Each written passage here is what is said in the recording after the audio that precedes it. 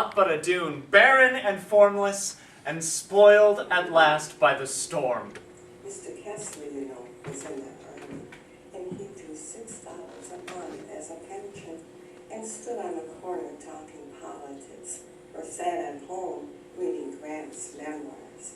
And I supported the family, learning the secrets of all the people from their curtains, counterpane, shirts, and skirts. For things that are new grow old that way. They're replaced with better or none at all. People are prospering or falling back, and rents and patches widen with time. No thread or needle can paste decay. And there are stains that baffle soap. There are colors that run in spite of you, blamed though you are for spoiling a dress. Handkerchiefs neighboring have their secrets. The laundress life knows all about it. And I, who went to all the funerals in Spoon River, never saw a dead face without thinking that it looked like something washed in iron. When I first came to Spoon River, I did not know whether what they told me was true or false. They would bring me the epitaph and stand around the shop while I worked and say, "He was so kind. He was so wonderful. She was the sweetest woman. He was a consistent Christian." And I chiseled for them whatever they wished, all in ignorance of the truth. But later, as I lived among the people here, I knew how near to the life were the epitaphs that were ordered for them as they died. But still, I chiseled whatever they paid me to chisel, and made myself party to the false chronicles of the stones, even as the historian does, who writes without knowing the truth, or because he is influenced to hide it. There would be a knock at the door, and I would arise at midnight and go to the shop, where belated travelers would hear me hammering sepulchral boards and tacking satin. And often I wondered who would go with me to the distant land, our names the theme for talk, in the same week, for I've observed who always go together. Chase Henry was paired with Edith Conant, and Jonathan Summers with Willie Metcalf, and Editor Hamblin with Francis Turner, when he prayed to live longer than Editor Whedon, and Thomas Rhodes with Widow McFarlane, and Emily Sparks with Barry Holden, and Oscar Hummel with Davis Matlock, and Editor Whedon with Fiddler Jones, and Faith Matheny with Dorcas Gustine, and I, the solemnest man in town, stepped off with Daisy Fraser.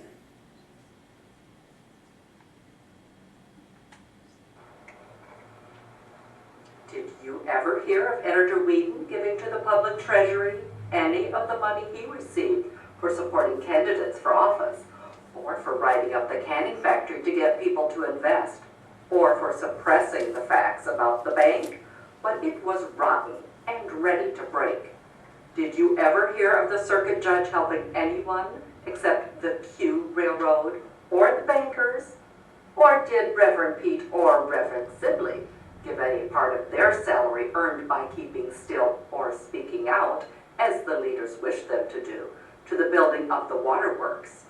But I, Daisy Fraser, who always passed along the street through rows of nods and smiles and laughs and words such as "there she goes," was never taken before Justice Arnett without contributing $10 and costs to the school fund of Spoon River.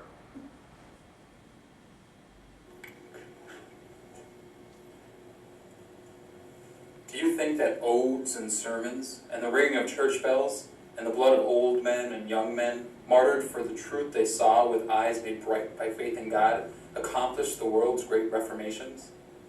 Do you think that the battle hymn of the Republic would have been heard if the chattel slave had crowned the dominant dollar in spite of Whitney's cotton gin, and steam, and rolling mills, and iron, and telegraphs, and white free labor?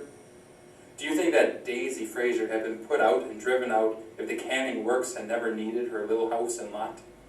Or do you think that the poker room of Johnny Taylor and Bertram's bar had been closed up if the money lost and spent for beer had been turned by closing them to Thomas Rhodes for larger sales and shoes and blankets and children's cloaks and gold oak cradles? Why, a moral truth is a hollow tooth which must be propped with gold. You never marveled, dullards of Spoon River, when Chase Henry voted against the saloons to revenge himself for being shut off, but none of you were keen enough to follow my steps or trace me home as Chase's spiritual brother. Do you remember when I fought the bank and the courthouse ring for pocketing the interest on public funds? And when I fought the leading citizens for making the poor the pack horses of the taxes? And when I fought the waterworks for stealing streets and raising rates? And when I fought the businessmen who fought me in these fights? Did you remember the staggering up from the wreck of defeat and the wreck of a ruined career? I slipped from my cloak, my last ideal, hidden from all eyes until, like a cherished jawbone of an ass, I smote the bank and the waterworks and the businessmen with prohibition and made Spoon River pay the cost of the fights I had lost. With matted hair and beard and ragged clothes, sometimes a man's life turns into a cancer from being bruised and continually bruised, and swells into a purplish mass like growths on stalks of corn. I wanted to go away to college, but rich Aunt Percy's wouldn't help me. So I made gardens and raked the lawns and bought John Alden's books with my earnings and toiled for the very means of life. I wanted to marry Delia Prickett, but how could I do it with what I earned? There was Aunt Percy's, more than 70, who sat in a wheelchair, half alive, with her throat so paralyzed when she swallowed, the soup ran out of her mouth like a duck. A gourmand yet, investing her income in mortgages, fretting all the time about her notes and rents and papers. That day, I was sawing wood for her, and reading Proudhon in between. I went into the house for a drink of water, and there she sat, asleep in her chair, and Proudhon lying on the table, and a bottle of chloroform on the book she used sometimes for an aching tooth. I poured the chloroform on a handkerchief and held it to her nose till she died. Oh, Delia, you and Proudhon steadied my hand, and the coroner said she died of heart failure. I married Delia and got the money. A joke on Spoon River? And you wondered, in a trance of thought, what he knew, what he desired, why he lived at all. But later your vision watched for men and women, hiding in burrows of fate amid great cities.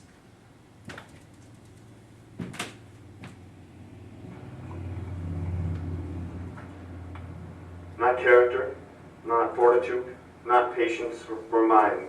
The witch in the village thought I had in bearing with my wife, while preaching on, doing the work God chose for me.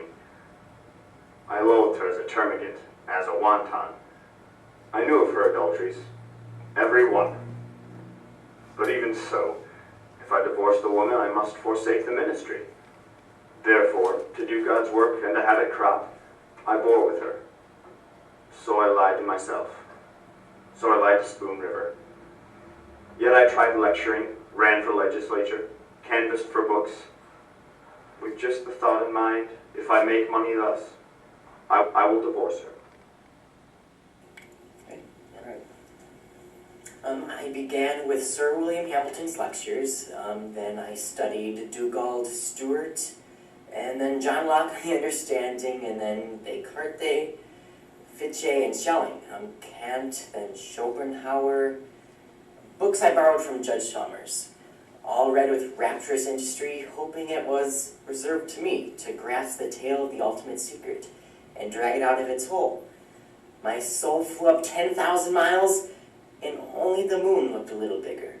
And then I fell back, how glad of the earth, all through the soul of William Jones, who showed me a letter of John Moore. If I could have lived another year, I could have finished my flying machine and become rich and famous. Hence, it is fitting the workman who tried to chisel a dove for me made it look more like a chicken. For what is it all but being hatched and running about the yard, to the day of the block, save that a man has an angel's brain and sees the acts from the first. Continent, promiscuous, changeable, treacherous, vain, proud, with a pride that makes struggle a thing for laughter, with heart cored out by the worm of theatric despair, wearing the coat of indifference to hide the shame of defeat. I, child of the abolitionist idealism. I won the prize essay here at school at the village. I published a novel before I was 25, and I went to the city for themes and to enrich my art. There I married the banker's daughter, and later became president of the bank. Always looking forward to some leisure to write an epic novel about the war. Meanwhile, a friend of the great and lover of letters, and host to Matthew Arnold and to Emerson. After dinner speaker, writing essays for local clubs. At last, brought here. Boyhood home, you know. Not even a little tablet would keep my name alive.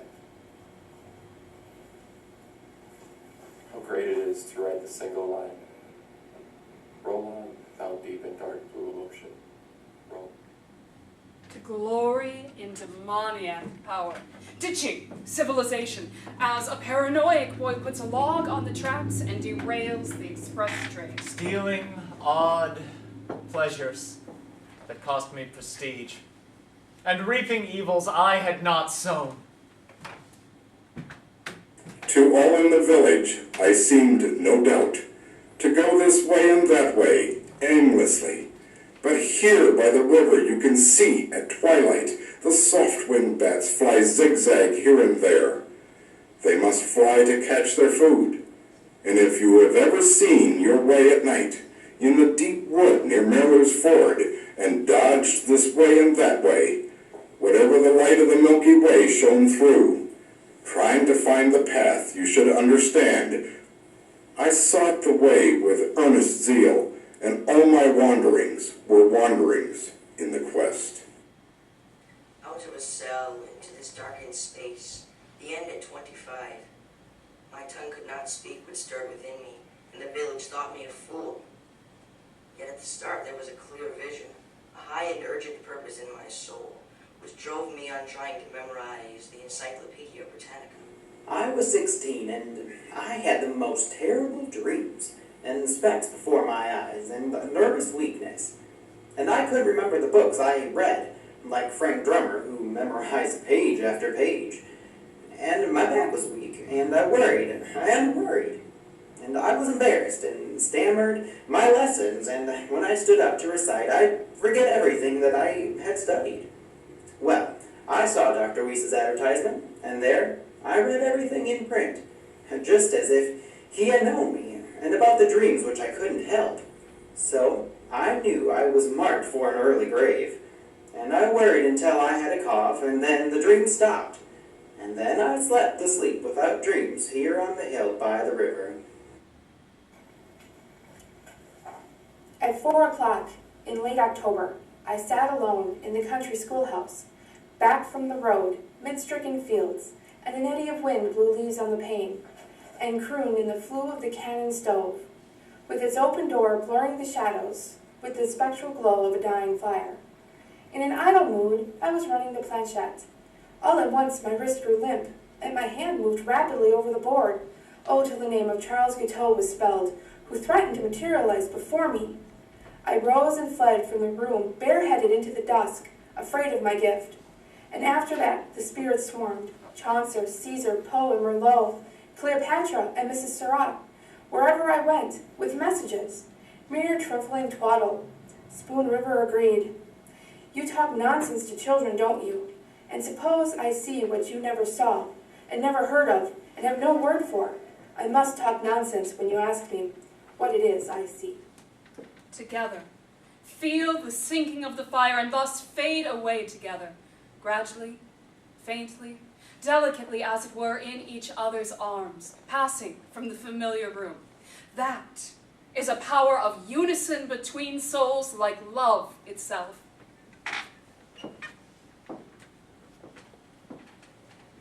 their spirits beat upon mine, like the wings of 1,000 butterflies. I closed my eyes, and I felt their spirits vibrating. I closed my eyes, yet I knew when their lashes fringed their cheeks from downcast eyes, and when they turned their heads, and when their garments clung to them, or fell from them in exquisite draperies. Their spirits watched my ecstasy with wide looks of starry unconcern. Their spirits looked upon my torture. They drank it as if it was the water of life. With reddened cheeks, brightened eyes, the rising flame of my soul made their spirits gilt, like the wings of a butterfly suddenly into sunlight. And they cried to me for life, life, life.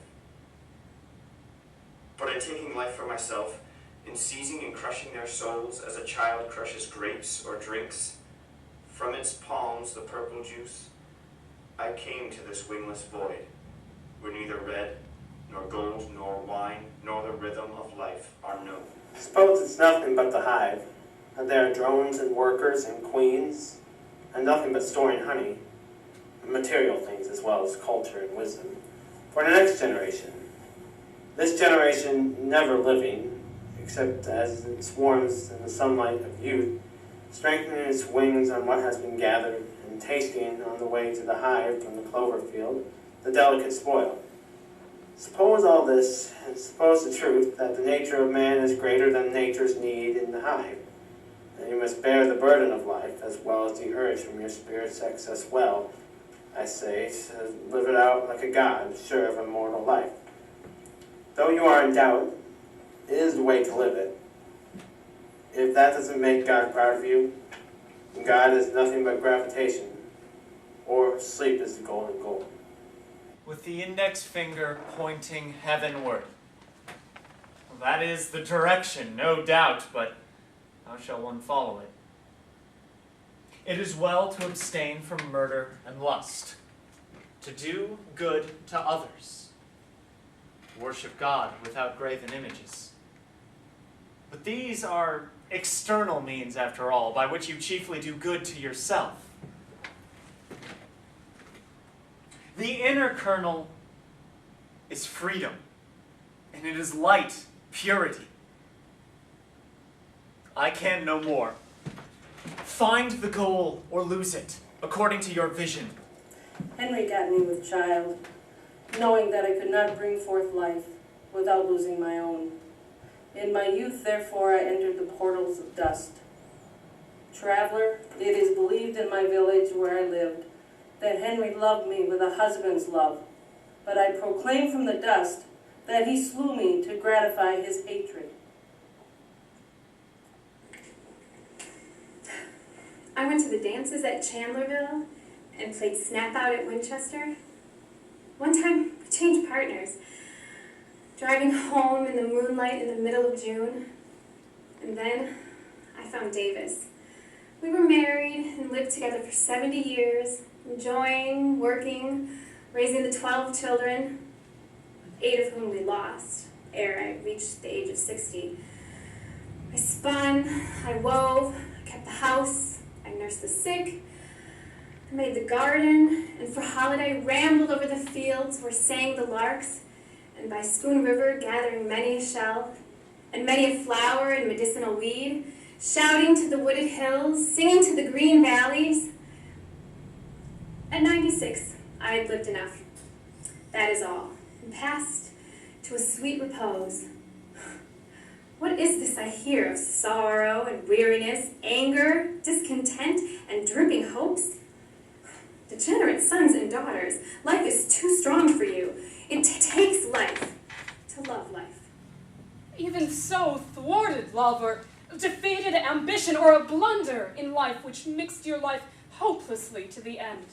Well, don't you see this was the way of it? We bought the farm with what he inherited, and his brothers and sisters accused him of poisoning his father's mind against the rest of them. And we never had any peace with our treasure. The Murren took the cattle, the crops failed, and lightning struck the granary. So we mortgaged the farm to keep going. and he grew silent and was worried all the time. Then some of the neighbors refused to speak to us and took sides with his brothers and sisters, and I had no place to turn. As one may say to himself at an earlier time in life, no matter, so-and-so is my friend, or I can shake this off with a little trip to Decatur.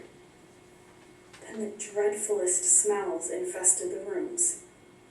So I set fire to the beds, and the old witch house went up in a roar of flame as I danced in the yard with waving arms, while he wept like a freezing steer. Maurice Sweetnap, I am not here under this pine tree. The balmy air of spring whispers through the sweet grass. The stars sparkle, the whippoorwill calls, but thou grievest, while my soul lies rapturous in the blessed nirvana of eternal life. Go to the good heart that is my husband, who broods upon that he calls a guilty love. Tell him that my love for you, no less than my love for him, wrought out my destiny, that through the flesh I won spirit, and through spirit, peace. There is no marriage in heaven, but there is love. Tell me, was Altgeld elected governor? For when the returns began to come in and Cleveland was sweeping the east, it was too much for you, poor old heart, who had striven for democracy in the long, long years of defeat. And like a watch that is worn, I felt you going slower until you stopped. Tell me, was Altgeld elected, and what did he do? Did they bring his head on a platter to a dancer, or did he triumph for the people?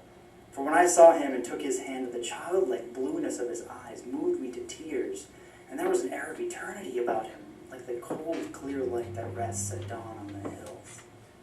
Ye aspiring ones, listen to the story of the unknown, who lies here with no stone to mark the place. Observe the clasped hands. Are they hands of farewell or greeting? Hands that have helped. Others standing, as if listening to the shepherd. Others bearing a cross. One foot lifted up. Why not chisel a few shambles and fallen columns? Carve the pedestals, please, or the foundation. Let us see the cause of the fall. Yes, here I lie close to a stunted rosebush in a forgotten place near the fence, where the thickets from Seaver's woods have crept over, growing sparsely. And you are a leader in New York, the wife of a noted millionaire, a name in the society columns, beautiful, admired, magnified, perhaps by the mirage of distance. You have succeeded, I have failed, in the eyes of the world. You are alive, I am dead. Yet I know that I vanquished your spirit, and I know that lying here far from you, unheard of among your great friends, in the brilliant world where you move, I am really the unconquerable power over your life that robs it of complete triumph. I bought every kind of machine that's known. Grinders, shellers, planters, mowers, mills, and rakes, and plows, and threshers, and all of them stood in the rain and sun, getting worsted, warped, and battered, for I had no sheds to store them in, and no use for most of them. And toward the last, when I thought it over, there by my window, growing clearer about myself as my pulse slowed down, and looked at one of the mills I bought, which I didn't have the slightest need of. As things turned out, and I never ran. A fine machine, once brightly varnished and eager to do its work, now with its paint washed off. I saw myself as a good machine that life never used. I ended up with 40 acres. I ended up with a broken fiddle and a broken laugh and 1,000 memories and not a single regret. I winged my bird, though he flew toward the setting sun, but just as the shot rang out, he soared up and up through the splendors of golden light, till he turned right over, feathers ruffled, with some of the down of him floating near, and fell like a plummet into the grass. I tramped about, parting the tangles, till I saw a splash of blood on a stump, and the quail lying close to the rotten roots. I reached my hand, but saw no briar, but something pricked and stung and numbed it, and then, in a second, I spied the rattler, the shutters wide in his yellow eyes, the head of him arched, sunk back in the rings of him, a circle of fifth the color of ashes, or soaked leaves bleached under layers of leaves. I stood like a stone as he shrank and uncoiled and after to crawl beneath the stump, when I fell limp into the grass.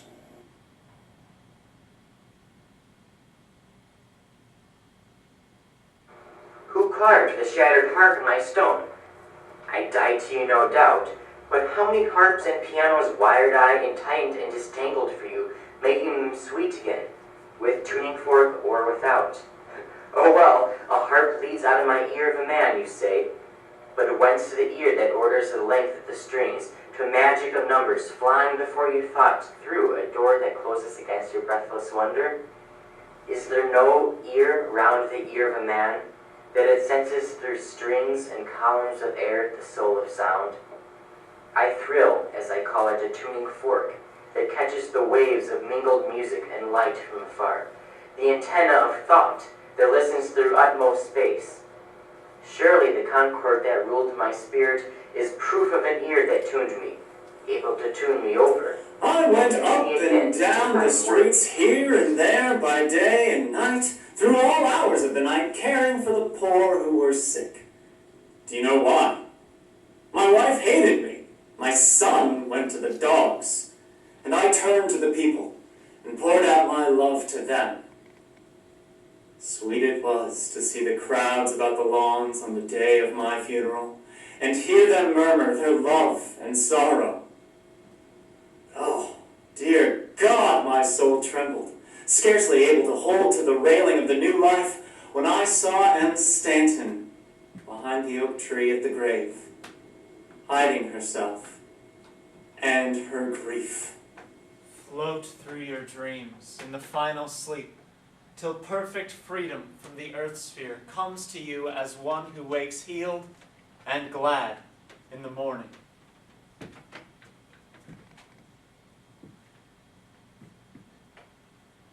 Did my widow flit about from Mackinac to Los Angeles, resting and bathing and sitting an hour or more at the table over soups and meats and delicate sweets and coffee?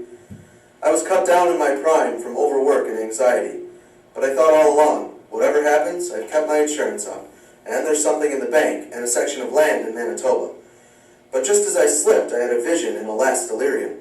I saw myself lying nailed in a box with a white lawn tie and a boutonniere, and my wife was sitting by a window someplace afar overlooking the sea.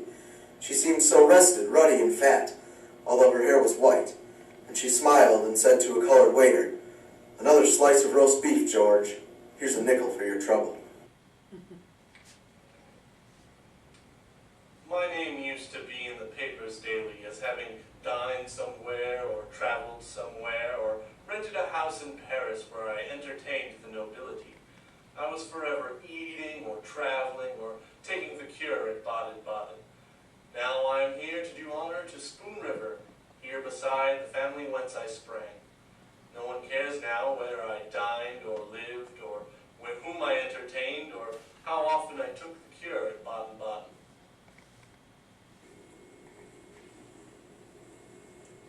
When Reuben Pantier ran away and threw me, I went to Springfield. There I met a lush, whose father, just deceased, left him a fortune. He married me while drunk. My life was wretched. A year passed, and one day they found him dead. That left me rich. I moved on to Chicago. After a time met Tyler Roundtree, villain. I moved on to New York. A gray-haired magnate went mad about me, so another fortune. He died one night right in my arms, you know. Saw his purpled face for years afterward. There was almost a scandal. I moved on, this time to Paris. I was now a woman, insidious, subtle, versed in the world, and rich. My sweet apartment near the Champs-Élysées was a center for all sorts of people, musicians, poets, dandies, artists, nobles, where we spoke French and German, Italian, English. I wed Count Navigato, native of Genoa. We went to Rome. He poisoned me, I think.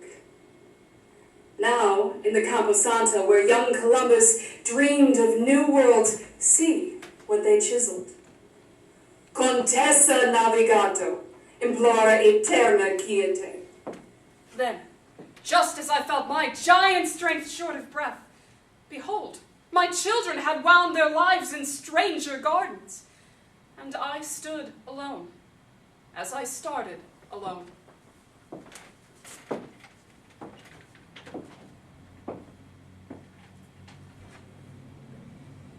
You praise my self-sacrifice, Spoon River, in rearing Irene and Mary, orphans of my older sister, and you censure Irene and Mary for their contempt for me.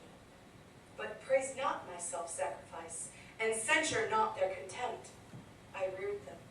I cared for them, true enough. But I poisoned my benefactions with constant reminders of their dependence. In youth, my wings were strong and tireless, but I did not know the mountains. In age, I knew the mountains, but my weary wings could not follow my vision. Genius is wisdom and youth.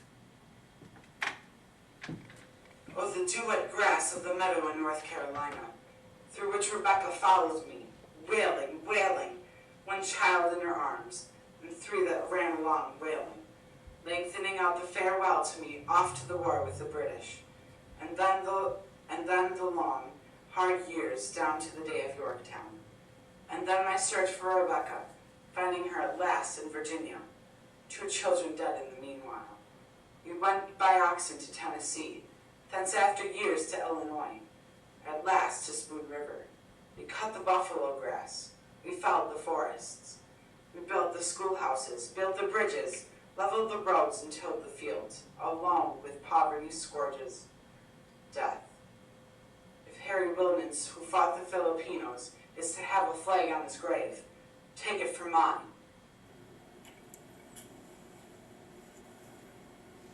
Spring and summer, fall and winter and spring, after each other drifting, past my window drifting.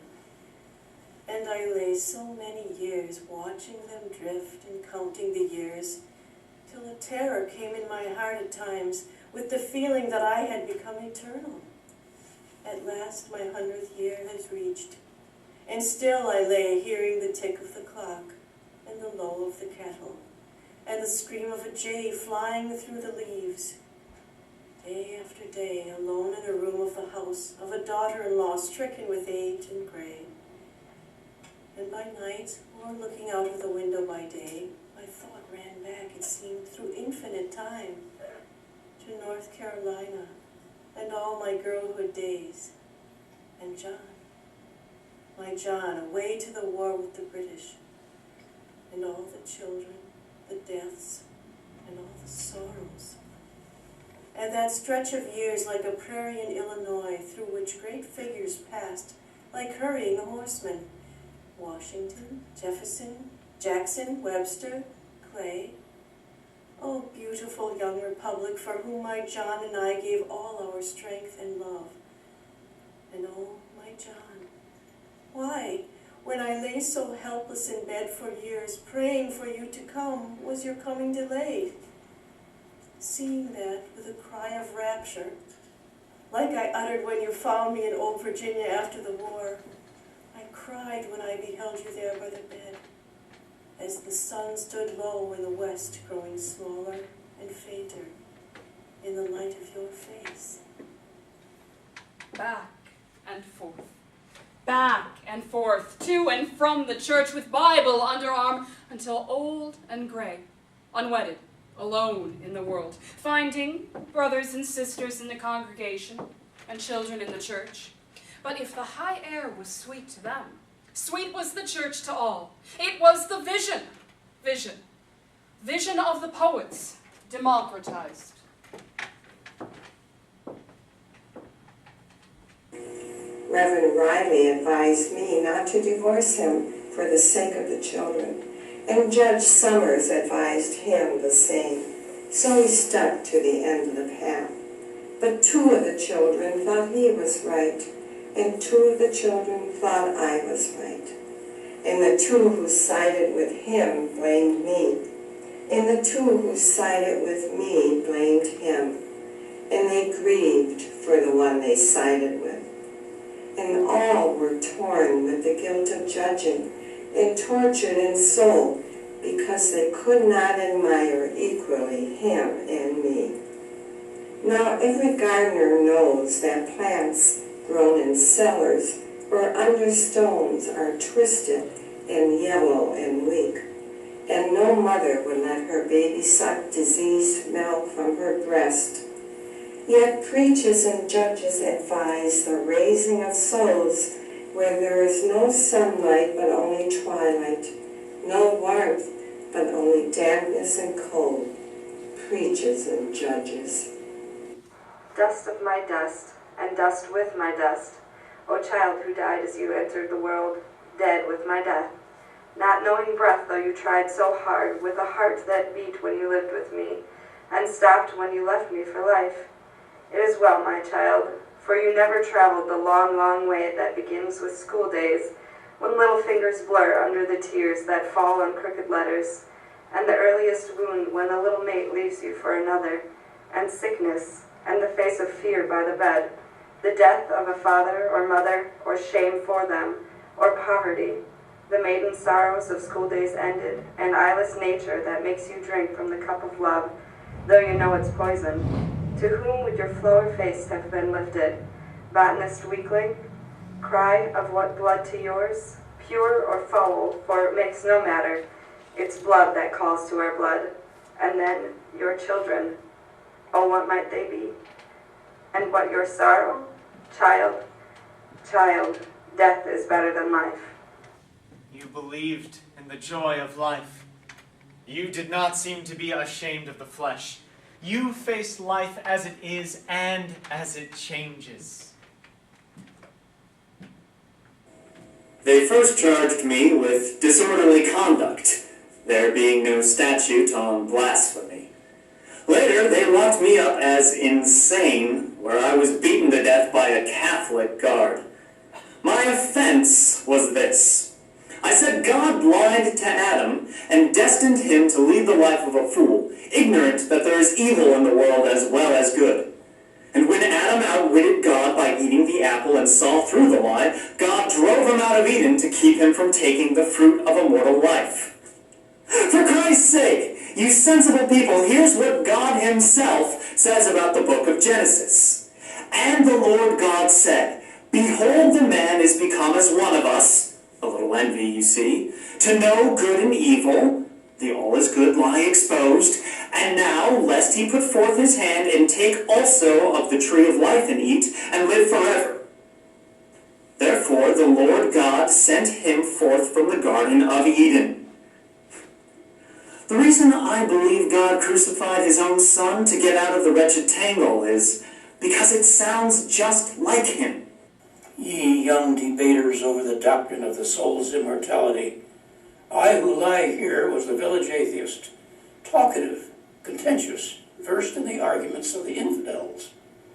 But through a long sickness, coughing myself to death, I read the Upanishads and the poetry of Jesus, and they lighted a torch of hope and intuition and desire, which the shadow leading me swiftly through the caverns of darkness could not extinguish.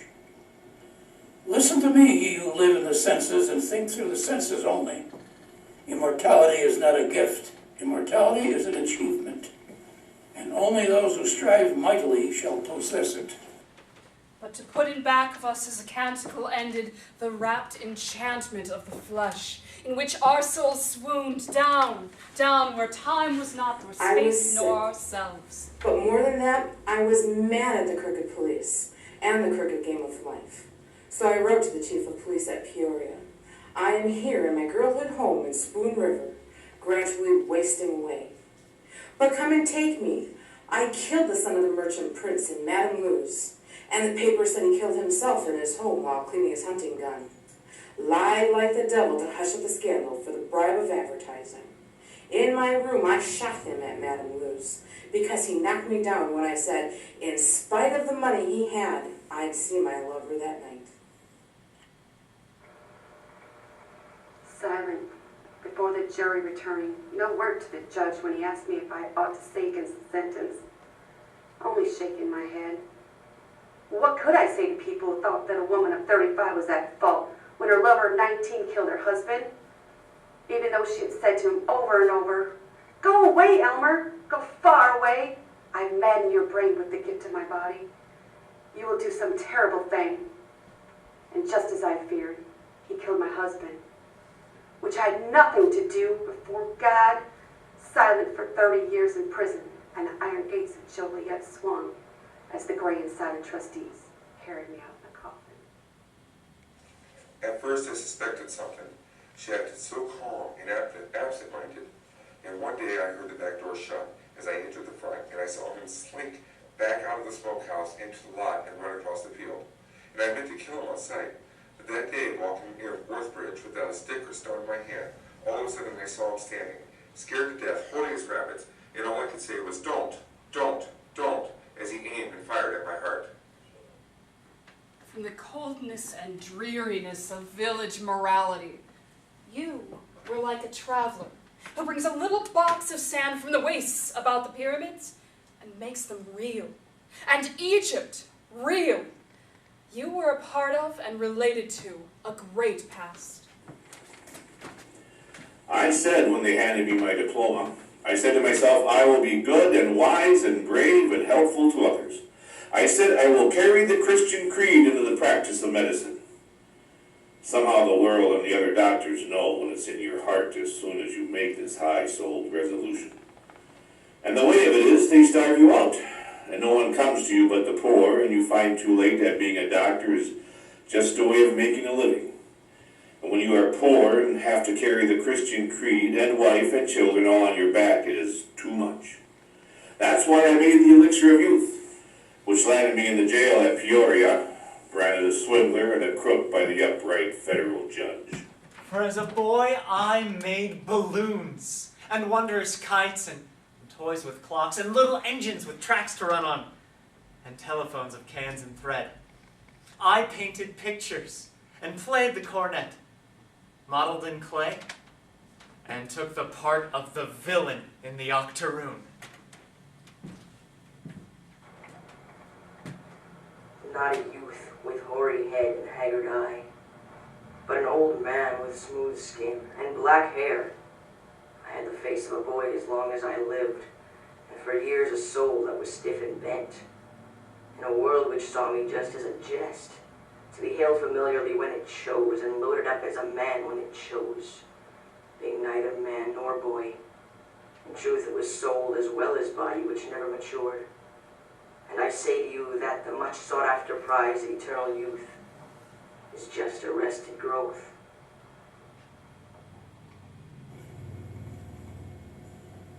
I could not run or play in boyhood. In manhood, I could only sip the cup, not drink, for scarlet fever left my heart diseased. Yet I lie here, soothed by a secret none but Mary knows. There's a garden of acacia catalpa trees, and arbors sweet with vines. There on that afternoon in June by Mary's side, kissing her with my soul upon my lips, it suddenly took flight. Ye who are kicking against fate, tell me how it is on this hillside, running down to the river, which fronts the sun and the south wind. This plant draws the air and soil, poison, and becomes poison ivy. And this plant draws from the same air and soil sweet elixirs and colors and becomes arbutus, and both flourish. You may blame Spoon River for what it is, but whom do you blame for the will in you that feeds itself and makes you dockweed, gypsum, dandelion, or mullein, and which can never use any soil or air so as to make you jessamine or starry? They brought them dead sons from the war, and daughters whom life had crushed, and their children fatherless crying. Both for the country and for the man, and for a country as well as a man. It's better to be feared than loved.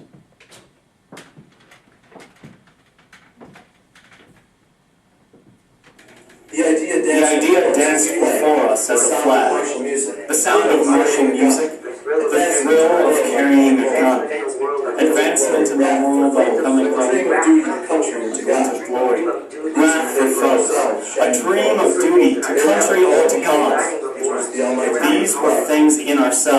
shining before us, they were not the power behind us, which was the almighty hand of life, like fire at Earth's center making mountains, or pent-up waters that cut feathers through. Remember the iron band, the blacksmith, Shack Guy, welded around the oak on Bennett's lawn, from which to swing a hammock that daughter tended my roses, reading on summer afternoons.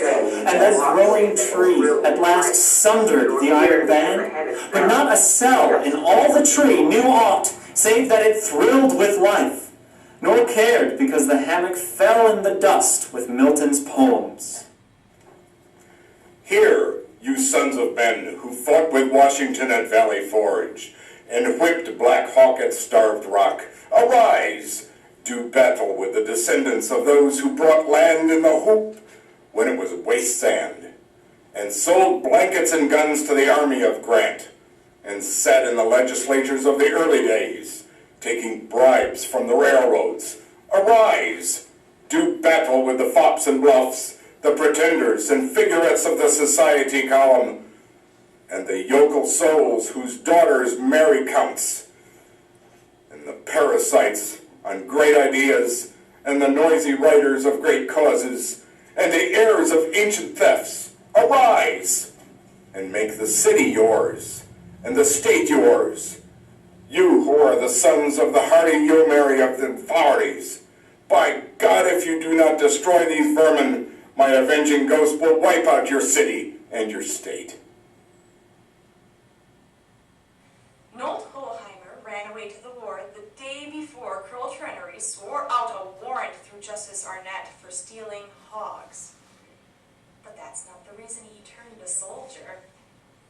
He caught me running with Lucius Atherton. We quarreled and I told him never again to cross my path. He stole the hogs and went to the war. Back of every soldier is a woman. I was the first fruits of the Battle of Missionary Ridge. When I felt the bullet enter my heart, I wished I stayed at home and gone to jail for stealing the hogs of Colonel Trennery, instead of running away and joining the army. Rather 1,000 times the county jail than to lie under this marble figure with wings and this granite pedestal bearing the words Pro Patria. What do they mean anyway?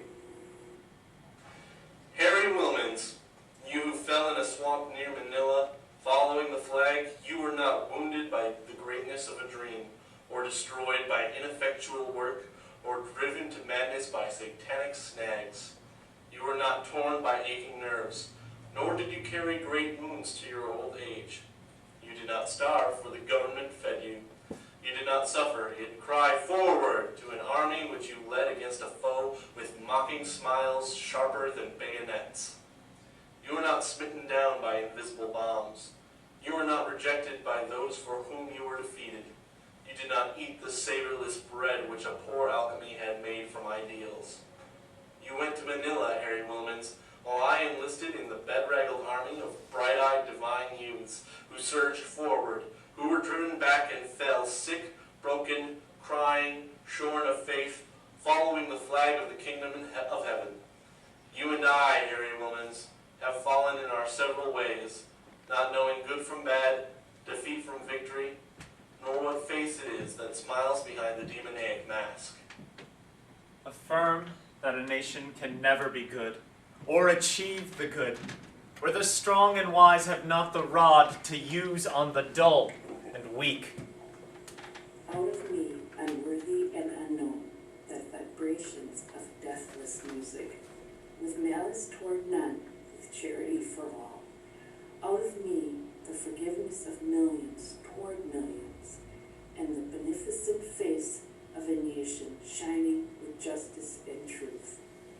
I am Anne Rutledge, who sleep beneath these weeds, beloved in life of Abraham Lincoln, wedded to him, not through union, but through separation. Bloom forever, O Republic, from the dust of my bosom. There by the window in the old house, perched on a bluff, overlooking miles of valley, my days of labor closed. Sitting out life's decline, day by day, did I look in my memory, as one who gazes in an enchantress's crystal globe. And I saw the figures of the past, as if in a pageant's glassed by the shining dream, move through the incredible sphere of time. And I saw a man arise from the soil like a fabled giant, and throw himself over a deathless destiny, master of great armies, head of the Republic, bringing together into a dithyramb of recreative song the epic hope of the people. At the same time, Vulcan of sovereign fires, where imperishable shields and swords were beaten out from spirits tempered in heaven. Look in the crystal. See how he hastens onto the place where his path comes up to the path of a child of Plutarch and Shakespeare. Oh, Lincoln, actor indeed, playing well your part, and Booth, who strode in a mimic play within the play. Often and often I saw you, as the cawing crows winged up their way to the wood, over the house, top at solemn sunsets, there by my window, below.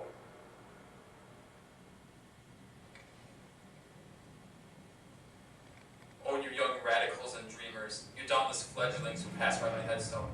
Mark not its record of my captaincy in the army and my faith in God. They are not denials of each other. Go by reverently, and read with sober care how a great people, riding with defiant shouts the centaur of revolution, spurred and whipped to frenzy, shook with terror seeing the midst of the sea over the precipice they were nearing, and fell from its back to precipitate awe, to celebrate the feast of the Supreme Being. Moved by the same sense of vast reality of life and death, and burdened as they were with the fate of a race, how was I, a little blasphemer, caught in the drift of the nation's unloosened flood, to remain a blasphemer and a captain in the army? We stand about this place, we, the memories, and shade our eyes because we dread to read June 17th, 1884, aged 21 years and 3 days. And all things are changed. And we, the memories, stand here for ourselves alone. For no eye marks us, or would know why we are here. Your husband is dead. Your sister lives far away. Your father is bent with age. He has forgotten you. He scarcely leaves the house anymore. No one remembers your exquisite face, your lyric voice, the way you sang even on the morning you were stricken. With piercing sweetness, with thrilling sorrow before the advent of the child which died with you. It is all forgotten, save by us, the memories, who are forgotten by the world. All is changed. Save the river and the hill. Even they are changed. Only the burning sun and the quiet stars remain the same. And we the memories, stand here in awe, our eyes closed with the weariness of tears, in immeasurable weariness.